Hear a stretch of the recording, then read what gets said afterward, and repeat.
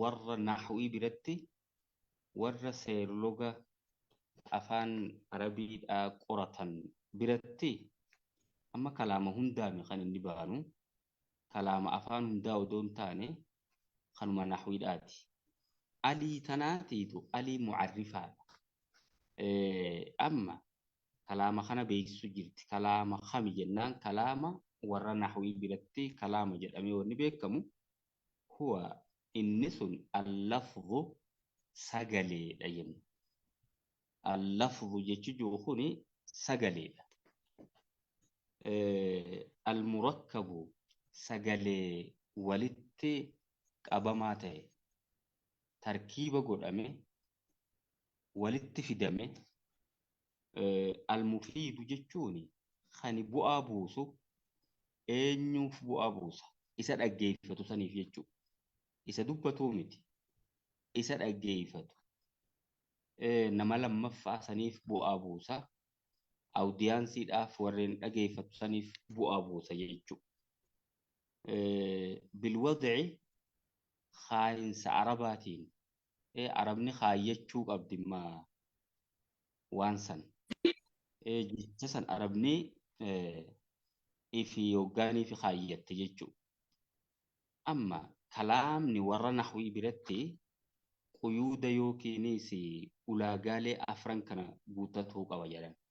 Ulaagaa afur dubbate mee lafzii ta'uu qaba sagalee ta'uu qaba jechuudha. Sagaleen sun ka walitti fidamee walitti hidhamee bakka takkatti walitti qabame ta'uu qaba. Murakkab isa jenne sani lama. Sadaffaan ammoo almufiidu murakkabiin sun ka bu'aa buusu faayidaa namticha dhaggeeffatu saniif buusuu qaba. Sadi afraffaan ammoo kaayinsa arabaatiin ta'u wanni sun jechi sun jecha arabni kaayyatte ta'uudha. Tafsiira biraa hiika biraa keessatti gariini ulamaa'ota maal jedhanii hiikan bilwadci jechuun bilqasdi hamileedhaan namtichi sun fedhiifiitiin dubbatuudha jechuudha. Amma lafzi jechi jiru kuni maali? Lafziini huwa الصوت المشتمل سجلي على بعض الحروف الهجائية قريق أبيلي ألف باء خايف كيس التامة يجب قريق أبي أما ونسوني لف سجلين سن تقبي إف كيس التقبض يجب أبي قباتشو قبدي حروف هجاء هقا يني قبيلي جيتشتو ينتان أما دوبا ونتوكو سجليته يوني في حروف قبيلة سنيو هنقباتين ورا نحوي برتي لفظين جامو جيتشو كلاما جامو جيتشو ما ونمان سنو ما يراتي فمو دي أما خنان سغالي دفي سغالي دبي فاراتي فمو سغالي لوني فا سغالي ديلدو فا كان راتي فموني ديما جيتشو مركب وقاجوه هو اللفظ المركب جن مركب جتشوني ما تركب من كلمتين فأكثر جتشوتا لما في لما أول الروا ولد بفيتو مركب جرم لما في لما أول يوتا جتشو سنتو مركب مفيد جتشون كنو خبو أبوس جتشوني ما أفاد فائدة يحسن عليها سقوط المتكلم فائدة يوكين بؤا abbichi dubbatu sun namni gartee haasawu sun irratti callisuudhaaf tolu tokko kan bu'aaf san buuse jechuudha. Eenyu fayyadigaa namticha dhaggeeffatu saniif ergaa dabarsee amma murakkabiitiitu mufiidii fi gayru mufiid qaba jechuudha. Saniif akkana jeemma. Murakkabii mufiid tahe baana malee gayru mufiidii miti jechuudha. Maasha Allah. بالوضع مهو بالوضع العربي جنين درانو إيجا قواعد عربية سيروتا أكا سير لوغني لفخاية عربوتا سير لفخاية سنة تجرات شوكا جيتش عربوني ماسيس كاية تسنتوك أو جنة يوكين أمو أبيتش دبتو سوني هميلي الآن فإننا في تندبتشوك أبيتش أوغا كسي مال باسو ديما dubbii nama irraanfiin dubbate, nama hirribaan dubbate, nama afaan qawweetiin yookiin irreedhaan dubbisiisaniif haa baasuu deema jechuudha. Amma humnaan yoo waan takka dubbadhu siin jedhan namtichi gartee gaa soduma saniitiin yoo haa dubbate sun kalaaman jedhamu jechuudha. Akka warra hiika gartee bilqasdi jedhee warra hiikuu sanitti jechaadha. Akkuma amma gartee shari'aatittuu fakkeenyaaf dubbiin namni hirribaan dubbate tokko fakkeenyaaf namni tokko hirribaan haadha mana kiyyaa hiike yoo jedhe fudhataman qabu. Maaliif jennaani tajaawaza lii an ummati alqaxaa waan nisyaana umas tukurii alayhi miti. Ta hirribaatis namticha gartee rufi alqalamu an thalaasatiin qalamni fuudhamee jira namoota sadi san keessaa tokko maali nama rafee jiru faadha.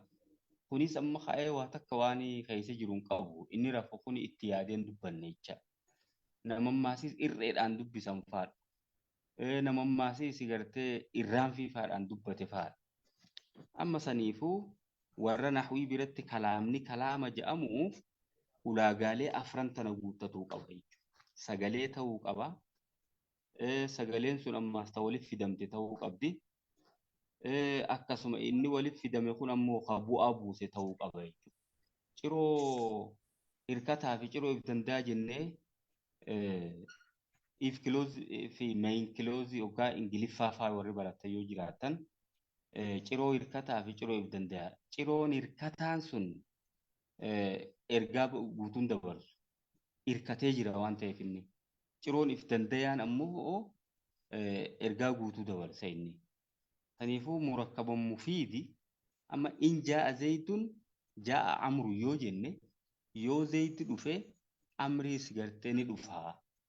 Amma in jaa'a zaydun je'ee yoo usemma murakkabi wanni kun laa iniin qubee takka jecha tokko jaa'anis jecha tokko zayduninis jecha tokko amma jecha sadii murakkabi jechuudha wanni kun. Garuu immoo jecha sadii irraa walitti dhufu waliin bu'aan buufne jechuudha. Maaliif jennaan dubbiin ergaan gartee haasawa kana jaa'a amruunii boodarra dhufu san ciroo hirkataa san irra dhaabbata jechuudha. Kanaafuu murakkab ta'ee mufiidin ta'inii jira sanii fi al-mufiidu jedhe jechaadha. Bilwadii immoo kaayinsa arabaa jenne yookiin hamileedhaan ta'uu qaba jenne maasha Allah. Amma kalaamni quyuuda yookiin shuruuxa afran kana yoo guuttate kalaama jedhama. Amma waggaa akkasii hima jechuudha mooree wanni kun maal jechuudha mee? Hima ergaa guutuu dabarsu jechuu ta'a. Yookiin ammoo amma jechuma tokko faa taheeti ka ergaa guutuu dabarsu jiraachuu danda'a. Ibnu Maalik faan amma maal jedhee alfiyyaa isaa keessatti kalaamunaa lafzuun mufiidun kastaqim jedhe istaqimii qofa fudhate laa. Istaqim kunimma jecha tokko qofa hoggaa zaahira kana laalla. Istaqim jechuun qajeeli gadi dhaabbadhu jechuudha. Istiqaamaa qabaadhu jechuudha. Inni kuni zaahira kana hoggaa laallee murakkabii miti malee istaqimii keessa antaa jira. Damiira faa'illi isa kanaa antaa keessa jira. Kanaafuu maal ta'e jechuun inni kuni murakkabii jechuudha. Murakkab jechuun maa tarakkaba min kalimatayni fa aktaraa jenna waan ta'eef jecha lamaa fi lamaa ol jechuudha. Qum yoo jenne imma qum jechuun dhaabbadhu akkasii miti. Amma inni kun jecha tokko ta'uu waliin ergaa guutuu dabarsee jira. Inuma afaan arabaa keessatti qubee tokko faa ta'ee ka ergaa guutuu dabarsuu jira laa. Qi yoo je qi qaaf kana kasiraa goonee jechuudha. Wiqaayaa san irraa dhufe waqaayaa irraa dhufe qira as akka mina sayfi mataa hafala sayfi irraa ife eegi jechuudha. Amma inni kun qubuma takka ta'uudhaan waliin ergaa guutuu dabarse jechuudha. Hima guutuu hima ergaa guutuu dabarse ta'e jechuudha.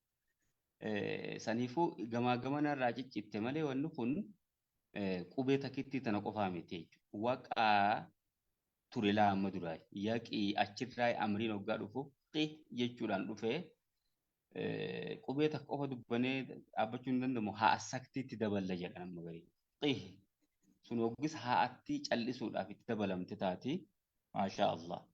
Amma saniifuu kalaama jechuun hima ergaa guutuu dabarse dubbii akka jennu san jechuudha. Amma kalaama gaa eega kana tahuu barre warra nahwii biratti kalaamni eega kana ta'e mee fakkeenya isaa yoo fudhanne imma alcilmu naaficuun mila alcilmu barnoonni naaficuun jechuun fayyadaadha. Barnoonni nama fayyada. Kun amma ergaa guutuu dabarsee jira laamu. Maaliif jechoota lamarraa walitti dhufe laamu murakkabiisi.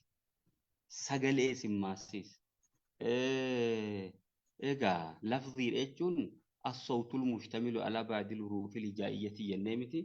Sagalee garii qubeelee ciccittuudha if keessaa qabu kana san irratti hammate jennee jecha. Wal jahlu darrun duroofummaa yookiin wallaalli immoo rakkisaadha. Al-ilmu nuurun wal jahlu zulumaatun. Kunis akkasitti hima guutuudha jechuudha. Maasha Allah. Amma duubaree saniifuu kalaamni kalaama ta'uuf ulaagaalee afran san guuttatuu qaba jennee jechuudha. Kalimaa fi kalaam garaagarummaan isaanii maali dhiiroo? Mee isii tanaas beekuun baay'ee barbaachisa.